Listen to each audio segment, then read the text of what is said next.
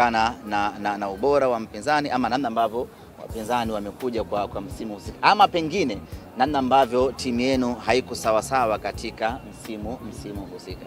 Kwa mimi ninachoamini tumehukumiwa kutokana na ubora, na ukitaka kuthibitisha hilo ni kwamba timu tayari imeshaongoza magoli mawili, lakini tumeshindwa kuzuia kwa dakika 45 tu tuondoke na ushindi wetu wa kwanza.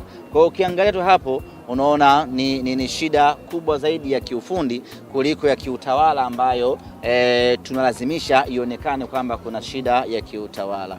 Yote kwa yote ni kwamba mimi ninachoamini ni kwamba tumepoteza nafasi yetu msimu huu ya kwenda hatua inayofuata kwa sababu ya kuzidiwa na wapinzani wetu, kwa sababu za mpira wa miguu. Haya ni mapito ambayo kila timu inayapitia ili kujipanga kuelekea msimu unaokuja. Ahmed, mara baada ya kuongoza goli 2 kwa sifuri, ulikuwa na imani Simba itapata ushindi leo? Yaani nilikuwa na imani, sababu kama umeshafanikiwa kuongoza goli 2 na zimebaki dakika 45 tu ambazo una option nyingi ya kufanya, aidha kama ni kuzuia ama kuendelea kumpelekea moto mpinzani wako. Kwa nilikuwa naamini tayari nilikuwa nimeshaanza kufurahi, na kila mwana Simba alikuwa ameshaanza kufurahi akiamini ya kwamba Simba anakwenda kufufua matumaini yake na kuondoka na alama 3 za kwanza hii leo Benjamin Mkapa.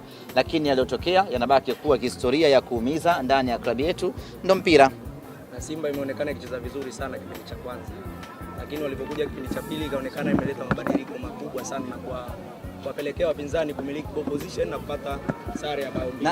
Nadhani mabadiliko yaliyotokea kwa Yusuf Kagoma baada ya kuumia pamoja na Wilson Nangu kwa namna moja ama nyingine yalidhoofisha timu yetu. Kila mmoja anafahamu upambanaji wa Kagoma hasa kwenye eneo la kiungo, lakini vile vile upambanaji wa Wilson Nangu hasa kwenye eneo la backline.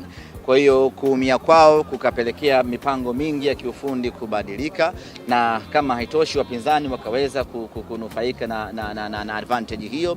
Lakini goli ambalo amesababisha Alassane Kante lilimkata kabisa na kumuondoa mchezoni na akaomba kufanywa mabadiliko. Maana yake ni kwamba alishindwa kabisa kuhimili pressure ambayo ilikuwa inamkabili. Baada pale kila kitu ndani ya timu ikabadilika na wapinzani wakanufaika. Kwa kumalizia, semaji ni rasmi sasa, tunaweza kusema ile booster iliongezwa dirisha dogo, nguvu kubwa inahamishiwa sasa kwenye NBC. Ya, kwa sasa kilichopo mbele yetu ni ligi kuu ya NBC pamoja na kombe la shirikisho.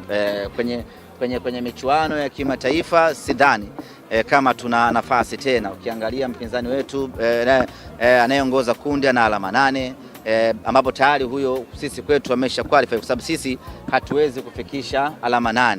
Hata tukishinda michezo miwili yote tunabaki na alama 7. Kwa hiyo tayari wa kwanza kwenye hili kundi ameshapatikana. Lakini mchezo unaofuata Esperance akishinda naye tayari amesha qualify.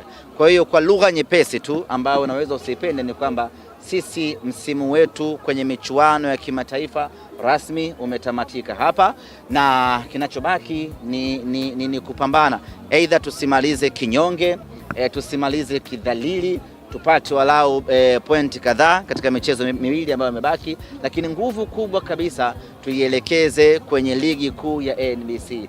Na rai yangu kwa mashabiki wa Simba, huu sio muda wa kuanza kutukanana, sio muda wa kuanza kufarakana wala kuvurugana.